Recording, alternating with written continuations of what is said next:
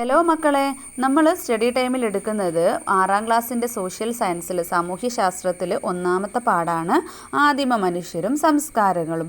ഇവിടെ നമുക്ക് ജവഹർലാൽ നെഹ്റുവിൻ്റെ ഒരച്ഛൻ മകൾക്കയച്ച കത്തുകൾ എന്ന പുസ്തകത്തിലെ ഒരു ഭാഗം തന്നിട്ടുണ്ട്. അതൊന്ന് വായിക്കാം. ആദിമ മനുഷ്യർ ഒരിക്കലും നാം ഇന്ന് കാണുന്നത് പോലെ ആയിരുന്നിരിക്കില്ല. പകുതി കുരങ്ങും പകുതി മനുഷ്യനുമായിരുന്ന അവർ ഏതാണ്ട് കുരങ്ങിനെ പോലെ തന്നെ ജീവിച്ചിരിക്കണം. ജർമ്മനിയിൽ ഹൈഡൻബർഗ് എന്ന പട്ടണത്തിൽ ഒരു പ്രൊഫസറെ കാണാൻ നമ്മൾ പോയത് നിനക്ക് ഓർമ്മയുണ്ടോ? ജന്തുക്കളുടെ അവശിഷ്ടങ്ങൾ സൂക്ഷിച്ചിട്ടുള്ള ഒരു കാഴ്ച ബംഗ്ലാവ് അദ്ദേഹം നമുക്ക് കാണിച്ചു തന്നു. അതിൽ വിശേഷിച്ച് ഒരു തലയോട് അദ്ദേഹം ഒരു ഇരുമ്പ് പെട്ടിയിൽ ഭദ്രമായി സൂക്ഷിച്ചിരുന്നുവല്ലോ. അത് ഒരു ആദിമ മനുഷ്യൻ്റെ തലയോടാണത്രേ.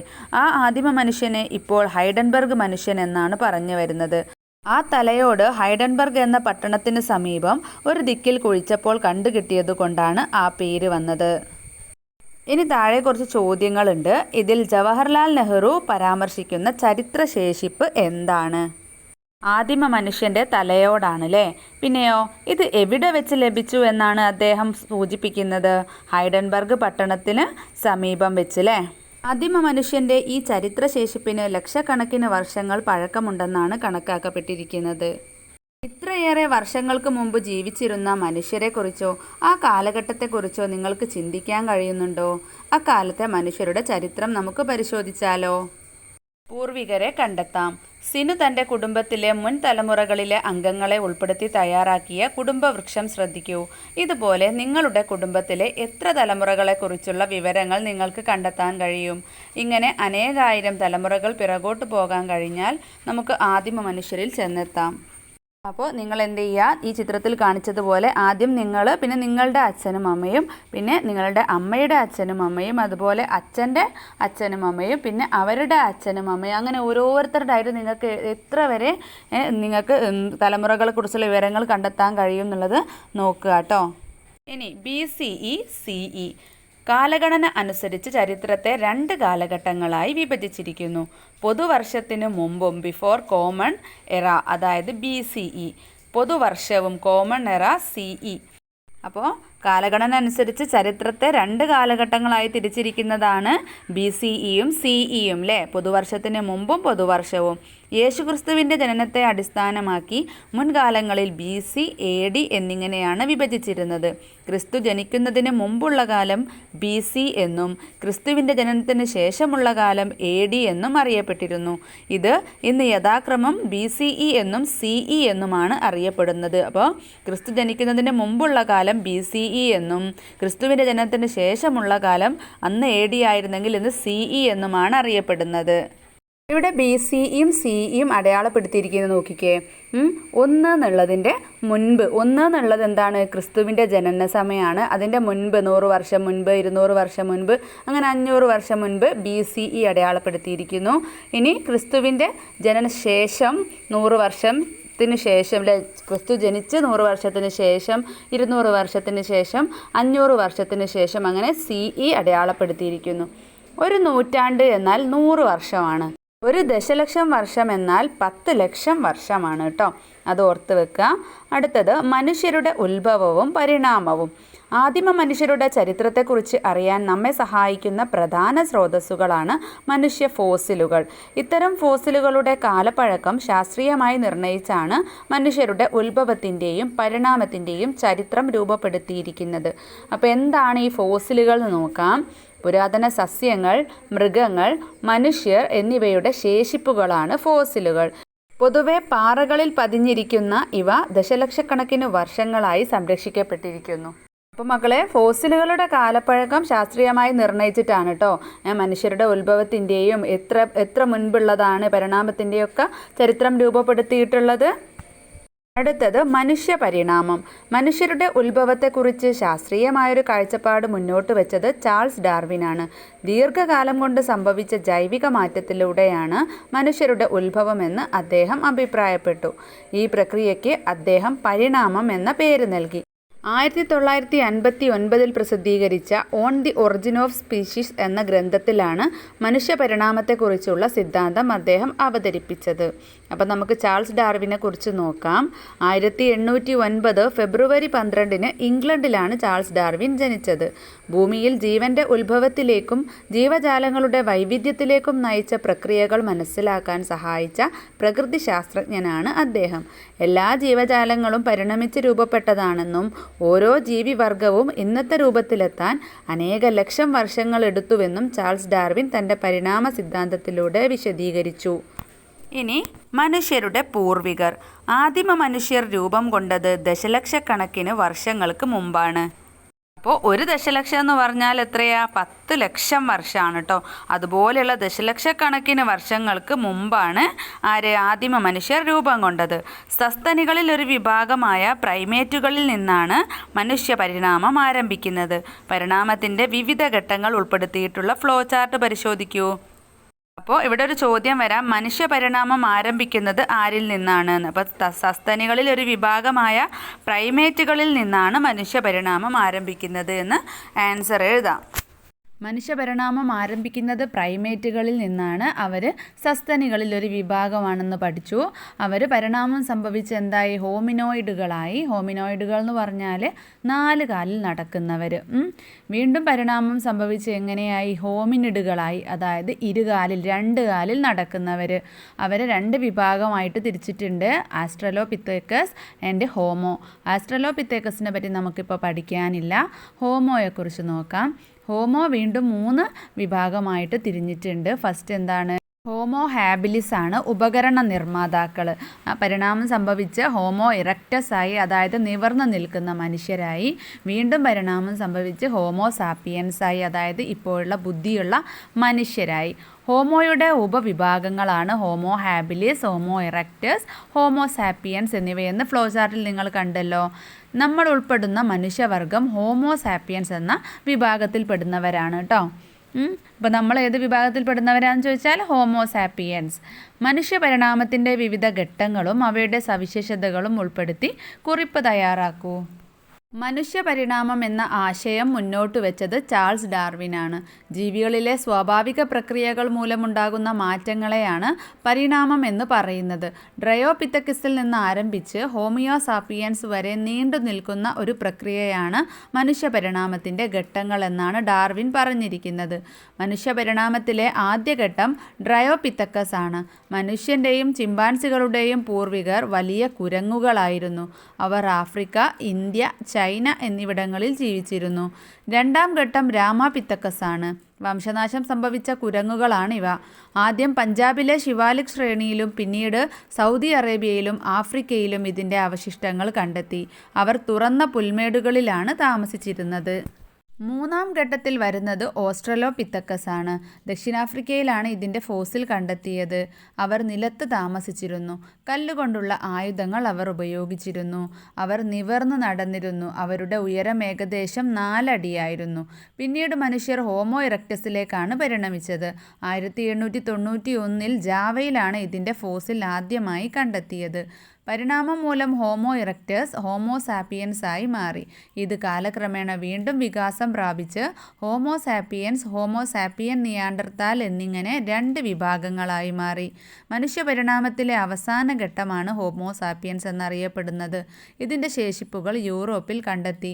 അവയെ ക്രോമാഗ്നൻ എന്ന് നാമകരണം ചെയ്തു. അതിൻ്റെ താടിയെല്ലുകൾ ചെറുതായിരുന്നു. ഇവ പിന്നീട് താടിയെല്ലുകൾ പുറത്തു വന്ന് വികസിത മനുഷ്യരായി മാറി. അടുത്തത് മനുഷ്യവികാസത്തിൻ്റെ വിവിധ ഘട്ടങ്ങൾ. ആദിമ മനുഷ്യർ വനാന്തരങ്ങളിലാണ് വസിച്ചിരുന്നത്. കായ്കനികൾ ശേഖരിച്ചും മൃഗങ്ങളെ വേട്ടയാടി അവയുടെ മാംസം ഭക്ഷണമാക്കിയും അവർ ജീവിച്ചിരുന്നു. ചുറ്റുപാടിൽ നിന്നും ലഭിച്ച പരുക്കൻ കല്ലുകളാണ് അവർ ആയുധമാക്കിയിരുന്നത്. ശിലകൾ ആയുധമായി ഉപയോഗിച്ചിരുന്നതിനാൽ ഈ കാലഘട്ടത്തെ ശിലായുഗം എന്ന് വിളിക്കുന്നു. ശിലകൾ കൊണ്ട് നിർമ്മിക്കപ്പെട്ട ആയുധങ്ങളിലും ഉപകരണങ്ങളിലും കാലക്രമത്തിലുണ്ടായ പുരോഗതിയെ അടിസ്ഥാനമാക്കി ശിലായുഗത്തെ 3 ഘട്ടങ്ങളായി തിരിക്കാം. ഏതൊക്കെയാ? പ്രാചീന ശിലായുഗമെന്നും മധ്യശിലായുഗമെന്നും നവീന ശിലായുഗമെന്നും 3 ആയിട്ട് ശിലായുഗത്തെ തരംതിരിക്കാം. ഇനി ഓരോ ശിലായുഗത്തിൻ്റെയും പ്രത്യേകതകൾ നോക്കിക്കേ. പ്രാചീന ശിലായുഗം എന്തൊക്കെയാ? ശിലായുഗത്തിലെ ആദ്യ ഘട്ടമാണ്. പരുക്കൻ കല്ലുകൾ ഉപകരണങ്ങളാക്കി ശേഖരണവും വേട്ടയാടലും ഉപജീവനമാക്കി. പിന്നെ മധ്യശിലായുഗമായപ്പോൾ സൂക്ഷ്മശിലാ ഉപകരണങ്ങൾ ഉപയോഗിച്ചു. ഭക്ഷ്യയോഗ്യമായ പുല്ലിനങ്ങളും മത്സ്യവും ഭക്ഷണമാക്കി. മൃഗത്തോലും മരത്തോലും ഇലകളും വസ്ത്രങ്ങളാക്കി. കുറച്ചും കൂടെ മെച്ചപ്പെട്ടു അല്ലേ? നവീന ശിലായുഗമായപ്പോൾ കൂടുതൽ പരിഷ്കരിക്കപ്പെട്ടതും മിനുസമുള്ളതുമായ കല്ലുപകരണങ്ങൾ ഉപയോഗിച്ചു. കൃഷി ആരംഭിച്ചു. ചക്രം കണ്ടുപിടിക്കുകയും മൺപാത്ര നിർമ്മാണം ആരംഭിക്കുകയും ചെയ്തു. അപ്പോൾ ഇത് മക്കൾ പഠിച്ചു വെക്കണേ. ഇനി ഭീംബേഡ്ക എന്ന് പറഞ്ഞാൽ എന്താണ്? ശിലായുഗ മനുഷ്യർ അധിവസിച്ചിരുന്ന ഇന്ത്യയിലെ ഒരു പ്രധാന ഗുഹാകേന്ദ്രമാണ് മധ്യപ്രദേശിലെ ഭീംബേഡ്ക. പ്രാചീന മനുഷ്യരുടെ വിവിധ ജീവിത രീതികളെക്കുറിച്ച് ഇവിടുത്തെ ഗുഹാചിത്രങ്ങൾ നമ്മോട് പറയുന്നു. അവരുടെ ആശയവിനിമയത്തിൻ്റെ തെളിവുകൾ കൂടിയാണ് ഈ ഗുഹാചിത്രങ്ങൾ. ഇവിടെ തന്നിട്ടുള്ള ചിത്രങ്ങൾ നോക്കിക്കേ, ഇതൊക്കെ ഗുഹാചിത്രങ്ങളാണ് കേട്ടോ. ഇനി നിങ്ങൾ ചെയ്യേണ്ട ഒരു പ്രവർത്തനമാണ് പ്രാചീന ശിലായുഗം, മധ്യശിലായുഗം, നവീന ശിലായുഗം എന്നിവയുടെ പ്രത്യേകതകൾ സ്ട്രിപ്പുകളിൽ എഴുതി ബൗളിൽ വയ്ക്കുക. വിവിധ ശിലായുഗങ്ങളുടെ പേരുകൾ എഴുതിയ ചാർട്ടുകൾ ക്ലാസ്സിൽ ക്രമീകരിക്കുക. കുട്ടികൾ സ്ട്രിപ്പുകൾ എടുത്ത് ഉചിതമായ രീതിയിൽ ചാർട്ടിൽ ഒട്ടിക്കുക. അപ്പോൾ മനസ്സിലായോ? അപ്പോൾ നിങ്ങളിത് ക്ലാസ്സിൽ ചെയ്യണേ. അടുത്തത് കൃഷിയുടെ ആരംഭവും സ്ഥിരവാസവുമാണ് കേട്ടോ. അതുവരെ മനുഷ്യരെന്താണ്, സ്ഥിരമായിട്ടൊരു സ്ഥലത്ത് താമസിക്കാറൊന്നുമില്ല അല്ലേ? കൃഷി വന്നതോടുകൂടിയാണ് മനുഷ്യർ സ്ഥിരവാസം തുടങ്ങിയത്. കൃഷിയുടെ ആരംഭം നവീന ശിലായുഗത്തിലാണെന്ന് നിങ്ങൾ കണ്ടല്ലോ.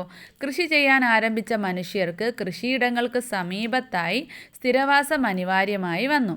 കൃഷി നോക്കാൻ വേണ്ടിയിട്ട് കൃഷി പരിപാലിക്കാനും കൃഷിയിടങ്ങളെ വന്യജീവികളിൽ നിന്ന് സംരക്ഷിക്കാനും മൃഗപരിപാലനത്തിനുമായി അവർക്ക് കൃഷിയിടങ്ങൾക്ക് സമീപത്തായി സ്ഥിരവാസം ഉറപ്പിക്കേണ്ടി വന്നു. സ്ഥിരവാസം മനുഷ്യരിൽ എന്തൊക്കെ മാറ്റങ്ങൾ ഉണ്ടാക്കിയിട്ടുണ്ടാവും? സ്ഥിരവാസവും മാറ്റങ്ങളും എന്ന് പറഞ്ഞിട്ടുള്ള ഈ ഒരു പട്ടിക നോക്കിക്കേ. വാസസ്ഥലങ്ങൾ നിർമ്മിച്ചു തുടങ്ങിയില്ലേ? ഒരു സ്ഥലത്ത് തന്നെ താമസിക്കാൻ തുടങ്ങിയപ്പോൾ അവർക്കുള്ള വീട് എന്താണോ അത് ഉണ്ടാക്കാൻ തുടങ്ങി. അതുപോലെ തന്നെ ജനങ്ങൾ തമ്മിൽ കൂടുതൽ ഇടപഴകാൻ തുടങ്ങുകയും സംഘടിത സാമൂഹിക വികസനത്തിന് തുടക്കം കുറിക്കുകയും ചെയ്തു. സ്ഥിരവാസ കേന്ദ്രങ്ങൾ ക്രമേണ ഗ്രാമങ്ങളായും നഗരങ്ങളായും വികാസം പ്രാപിച്ചു. ആദ്യം പല സ്ഥലത്ത് ജീവിച്ചിരുന്ന മനുഷ്യർ കൃഷി തുടങ്ങിയതോടുകൂടെ ഒരു സ്ഥലത്തിലെ കൃഷിയോടടുത്ത് തന്നെ താമസിക്കാൻ അവർ നിർബന്ധിതരാവുകയാണ്. പിന്നെ അവർ മൃഗങ്ങളൊക്കെ സംരക്ഷിക്കാനൊക്കെ വേണ്ടിയിട്ട് കേട്ടോ. അങ്ങനെ അവരെന്തായി, കൂട്ടം കൂടാനും എല്ലാവരും അങ്ങോട്ടും ഇങ്ങോട്ടും ഇടപഴകാനൊക്കെ തുടങ്ങിയതോടുകൂടി അത് ഒരു ഗ്രാമങ്ങളായും നഗരങ്ങളായും ഒക്കെ വികാസം പ്രാപിച്ചു. ഇനി ശിലയിൽ നിന്നും ലോഹത്തിലേക്കാണ് കേട്ടോ. മുകളിൽ നൽകിയിരിക്കുന്ന ചിത്രങ്ങൾ നിരീക്ഷിക്കൂ. ഇവ ഏത് വസ്തുക്കൾ കൊണ്ടാണ് നിർമ്മിച്ചിരിക്കുന്നത്? ആദ്യത്തെ ചിത്രങ്ങൾ എന്താണ്? കല്ലുകൾ കൊണ്ടാണ്. രണ്ടാമത്തെ ചിത്രത്തിലുള്ളത് ലോഹങ്ങൾ കൊണ്ടാണ് അല്ലേ? മനുഷ്യർ ആദ്യം ഉപയോഗിച്ച ലോഹം ഏതാണെന്ന് നിങ്ങൾക്കറിയാമോ? ചെമ്പായിരുന്നു മനുഷ്യർ ആദ്യം ഉപയോഗിച്ച ലോഹം. ലോഹങ്ങൾ കൊണ്ട് ആയുധങ്ങളും ഉപകരണങ്ങളും നിർമ്മിച്ച് ഉപയോഗിച്ചിരുന്ന കാലഘട്ടത്തെ ലോഹയുഗം എന്നാണ് വിളിക്കുന്നത്. അപ്പോൾ ലോഹയുഗം എന്നാൽ എന്താണ്?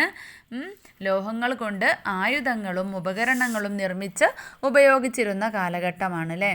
പിന്നെ മണ്ണ് ഉഴുതുമറിക്കാനും മരങ്ങൾ മുറിക്കാനുമൊക്കെയുള്ള കാഠിന്യവും ഉറപ്പും ചെമ്പിന് കുറവായതിനാൽ ചെമ്പും ഈയവും കൂട്ടിച്ചേർത്ത് കാഠിന്യവും ഉറപ്പുമുള്ള വെങ്കലം എന്ന ലോഹസങ്കരം അവർ നിർമ്മിച്ചു. വെങ്കലം കൊണ്ടുള്ള ആയുധങ്ങളും ഉപകരണങ്ങളും ഉപയോഗിച്ചിരുന്ന കാലഘട്ടം വെങ്കലയുഗം എന്ന് അറിയപ്പെടുന്നു.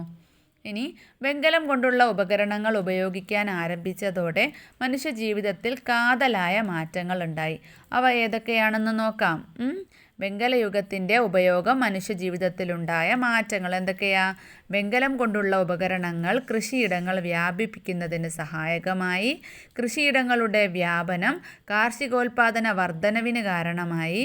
കാർഷികോൽപാദന വർധനവ് ഉൽപ്പന്നങ്ങളുടെ കൈമാറ്റത്തിനും കൈമാറ്റ കേന്ദ്രങ്ങളുടെ വികാസത്തിനും വഴിയൊരുക്കി. കൈമാറ്റ കേന്ദ്രങ്ങൾ പിൽക്കാലത്ത് പട്ടണങ്ങളായും നഗരങ്ങളായും രൂപാന്തരപ്പെട്ടു. അപ്പോൾ നോക്കണം കേട്ടോ.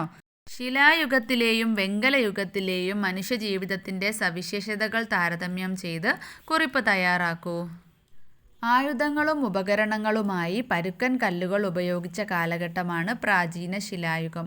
മൃഗങ്ങളെ വേട്ടയാടാനും അവയിൽ നിന്ന് രക്ഷ നേടാനും കിഴങ്ങുകൾ കുഴിച്ചെടുക്കാനുമായിരുന്നു ആ കണ്ടുപിടുത്തം. ഗുഹകളിലായിരുന്നു താമസം. കിഴങ്ങുകളും പഴങ്ങളും വേട്ടയാടി കിട്ടുന്ന മൃഗങ്ങളുടെ മാംസവും അവർ ഭക്ഷണമാക്കി. വേട്ടയാടലായിരുന്നു പ്രാചീന ശിലായുഗ മനുഷ്യൻ്റെ പ്രധാന ഉപജീവന മാർഗം. ഗുഹകൾക്കുള്ളിൽ വെളിച്ചത്തിനും ആഹാരം വേവിക്കുന്നതിനും അവർ തീ ഉപയോഗിച്ചു തുടങ്ങി. കല്ലിൻ തുണ്ടുകൾ, കൽച്ചീളുകൾ, എല്ലിൻ കഷ്ണങ്ങൾ, മരക്കമ്പുകൾ തുടങ്ങിയവയായിരുന്നു ശിലായുഗ മനുഷ്യൻ്റെ പ്രധാന ആയുധങ്ങൾ. മാറ്റങ്ങൾ പിന്നീടും ഒരുപാടുണ്ടായി. മൂർച്ചയുള്ള ആയുധങ്ങളിലൂടെ കൂർത്ത നഖങ്ങളില്ലാത്തതിൻ്റെ കുറവ് പരിഹരിച്ചു. ദൂരെയുള്ള ജീവിയെ ഓടിപ്പിടിക്കാൻ കഴിയാത്തതിനാൽ അമ്പും വില്ലും ഉപയോഗിച്ചു തുടങ്ങി. വെള്ളത്തിലൂടെ യാത്ര ചെയ്യാൻ മരത്തടികൾ ചേർത്തുവെച്ചു. തോലുകൊണ്ട് കുപ്പായമുണ്ടാക്കി. തീയുടെ കണ്ടെത്തൽ കൂടിയായപ്പോൾ അവർ ഒന്നുകൂടി വളർന്നു. ഭക്ഷണം പാകം ചെയ്ത് കഴിക്കാൻ തുടങ്ങി. ശൈത്യത്തെ അതിജീവിച്ചു. രാത്രിയിൽ ഇരുട്ടകറ്റി വെളിച്ചമുണ്ടാക്കി. എന്നാൽ വെങ്കലയുഗത്തിൻ്റെ ആരംഭത്തോടെ മനുഷ്യജീവിതം കുറച്ചുകൂടി എളുപ്പമുള്ളതായി. കൃഷിയുടെയും കന്നുകാലി വളർത്തലിൻ്റെയും തുടക്കമായ നവീന ശിലായുഗത്തിൻ്റെ തുടർച്ചയായിരുന്നു വെങ്കലയുഗം. ഈ കാലഘട്ടത്തിൽ ചെമ്പുകൊണ്ടും വെങ്കലം കൊണ്ടുമുള്ള ഉപകരണങ്ങൾ നിർമ്മിക്കുകയും ഉപയോഗിക്കുകയും ചെയ്തിരുന്നു. വെങ്കലം കൊണ്ടുള്ള ഉപകരണങ്ങൾ കൃഷിയിടങ്ങൾ വ്യാപിപ്പിക്കുന്നതിന് സഹായകമായി തീർന്നു. ഇതോടെ കാർഷികോൽപാദനം വർദ്ധിക്കുകയും സാധനങ്ങളുടെ കൈമാറ്റം വർദ്ധിക്കുകയും ചെയ്തു. കൈമാറ്റ കേന്ദ്രങ്ങൾ രൂപപ്പെട്ടതോടെ പിൽക്കാലത്ത് പട്ടണങ്ങളും നഗരങ്ങളും ഉണ്ടായി. ഇനി നമുക്ക് വെങ്കലയുഗ സംസ്കാരങ്ങൾ മുതൽ അടുത്ത ക്ലാസ്സിൽ എടുക്കാം കേട്ടോ. അപ്പം ഇത്രയും മക്കൾക്ക് മനസ്സിലായിട്ടുണ്ടെങ്കിൽ ലൈക്ക് ചെയ്യാനും ഷെയർ ചെയ്യാനും സബ്സ്ക്രൈബ് ചെയ്യാനും മറക്കരുതേ. സ്റ്റഡി ടൈമിൻ്റെ മറ്റൊരു ക്ലാസ്സിൽ കാണാം.